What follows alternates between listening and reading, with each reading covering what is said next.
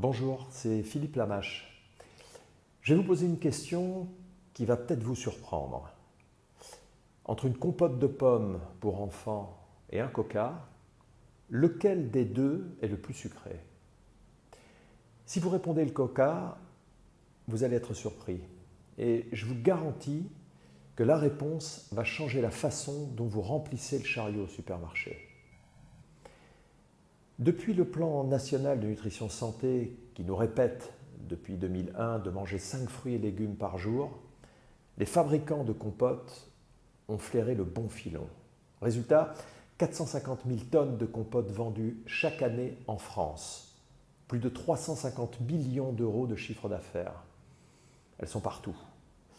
Petites gourdes colorées, têtes de pommes sympas, gros bouchons en plastique suremballés dans de jolies boîtes en carton.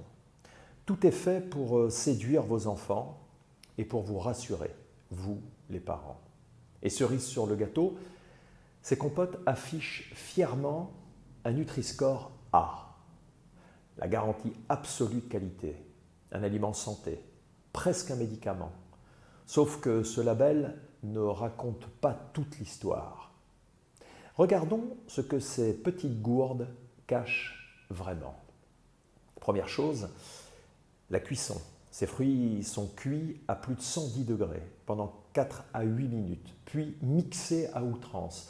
Résultat, les fibres sont pulvérisées, la vitamine C disparaît quasiment.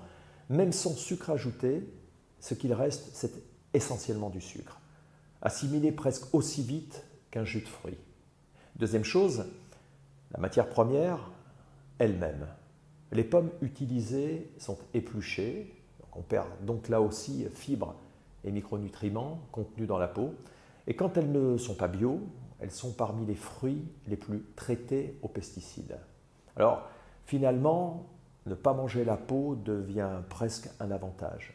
Une pomme fraîche a un indice glycémique de 35, plutôt bas. Le sucre pénètre lentement dans votre organisme. Cette même pomme, transformée en compote industrielle, son indice glycémique grimpe au-delà de 50 et la quantité de sucre concentré augmente aussi.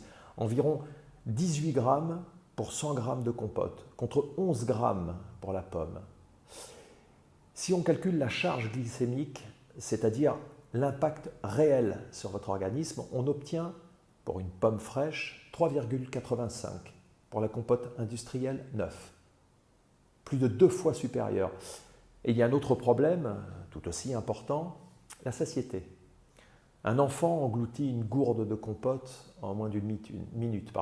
Il faut au moins 5 minutes pour mâcher une pomme. Cette mastication, c'est elle qui déclenche la satiété. Sans elle, il faudrait 3, 4, 5 gourdes pour ressentir la même chose qu'avec une seule pomme. Et ça représente environ 200 à 250 calories de compote, contre 60 pour une pomme, 4 fois plus. Voilà maintenant la partie qui va vraiment vous surprendre. 100 ml de coca, que je ne défends absolument pas, entendons-nous bien, contiennent 10 g de sucre, charge glycémique 6, 100 g de compote de pommes industrielles, 18 g de sucre, charge glycémique 9. La compote est 80% plus sucrée qu'un coca. Sa charge glycémique est 30% supérieure. Et pourtant, la compote affiche un Nutri-Score A.